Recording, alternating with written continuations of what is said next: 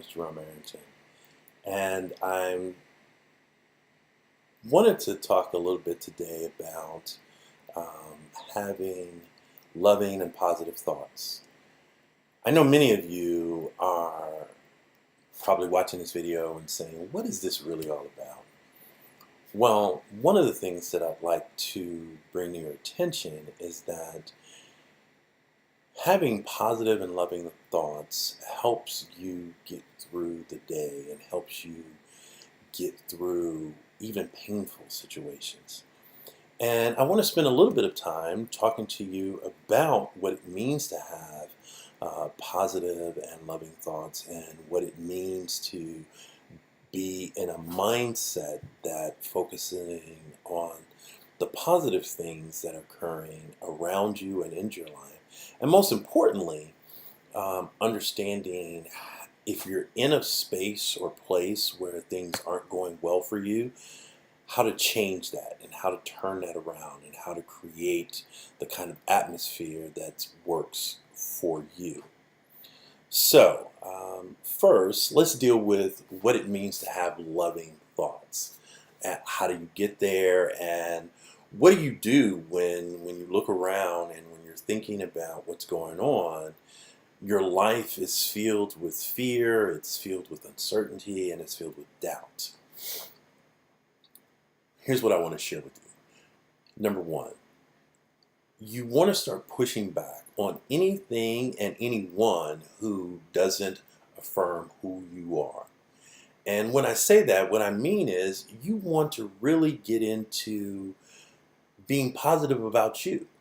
So in order for us to have that loving feeling, loving thoughts, and expect others to love ourselves, we have to really focus on ourselves first. And so we have to start with loving ourselves. So if you're not in that headspace, if you don't like who you are, if you don't like what you've been doing, if you don't like your job, your career, your family, and so on, then it's up to you to make the change. Now, I know you've heard that, and I know for those of you who are watching this are probably saying, I already know that. All right, I'll give you that. So here's what I want you to focus on, and here's what I want you to think about. First, I want you to get yourself into a headspace where you are the most important person in your life. Sounds a little selfish. Probably not something that you've heard from other people. But if you focus on you being the most important person in your life, then all of the other things will start to seem less important. The second thing I want you to do is stop the blame game. Some of us had horrible parents. Our siblings don't treat us the way we want to be treated. We have spouses, we have partners, boyfriends, girlfriends, you name it. Co-workers who are disrespectful, unreliable, dishonest, and we don't know where they're coming from sometimes. I'll tell you what, don't worry about them. I want you to worry about you. I want you to focus on what's important in your life. And that starts with you focusing on you. It means that you don't have to try to fix everybody else. You just need to focus on you. So if you're a parent or if you're the sibling that always does the right thing, you know who I'm talking about. Right now, I think it's important for you to focus on and concentrate on you. And part of doing that is we need to shake off the blame game. We also need to get out of the habit of talking as if somehow we're responsible for how other people feel. You're not. That's simple enough to be said, but you are not responsible for how other people feel. You're not responsible for what's going on with other people. You are responsible for your own headspace, your own feelings. You are responsible for the things that are important to you. So I think that is what we want to talk about, and that's what we want to focus on, and that's what I want you to start thinking about. Look at your life, look at what's going on around you. If everything is going great, then you know what? You're in a good space.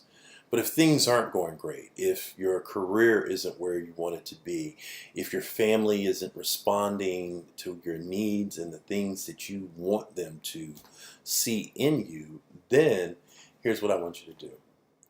For the next 21 days, every day, I want you to incorporate the following affirmation. And I'll put it in the section below so that you'll be able to see it.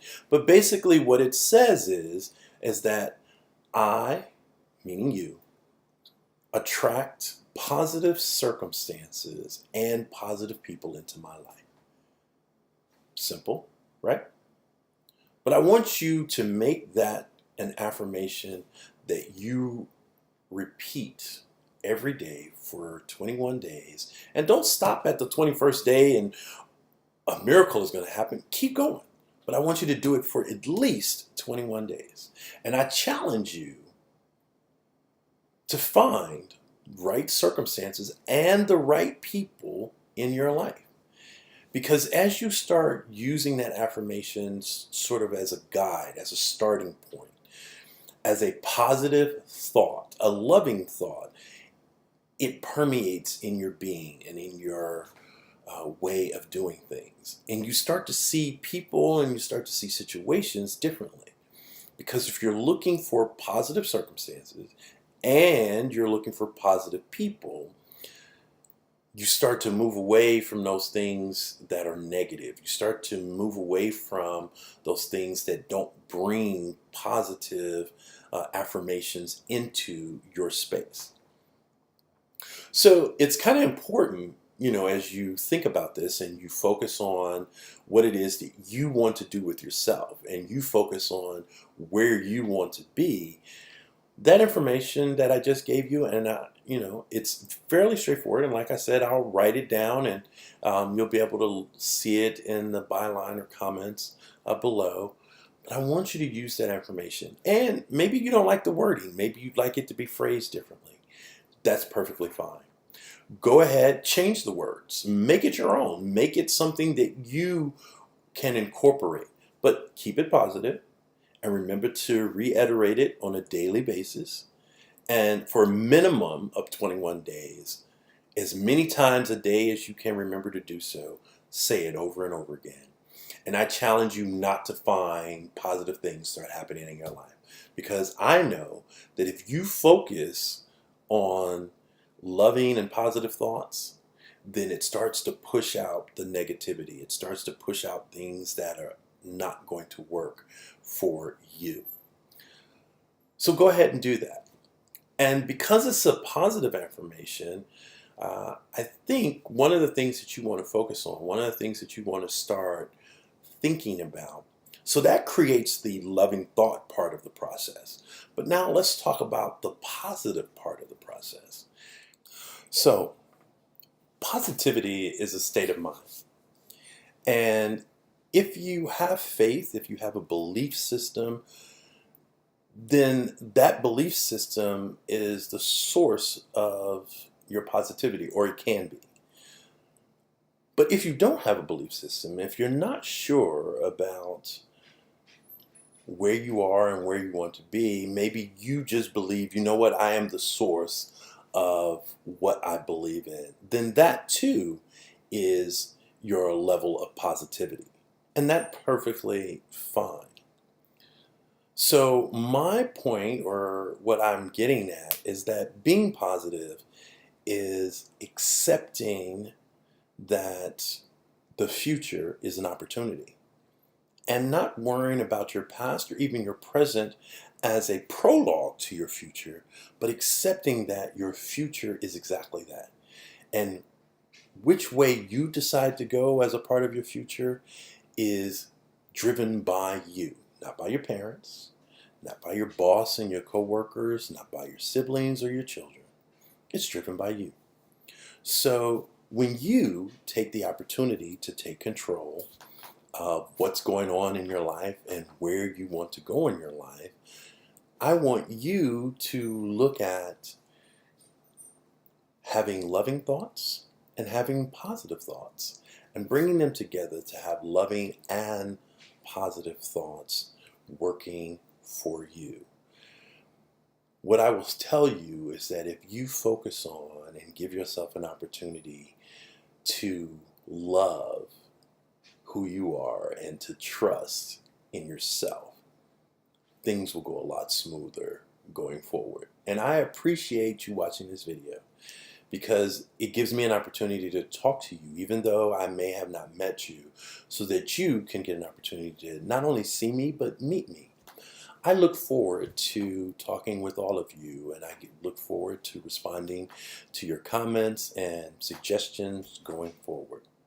My name is Jerome Arrington, and this is AT Coach Force and Acumen Transformations, and we are here to show you a better way.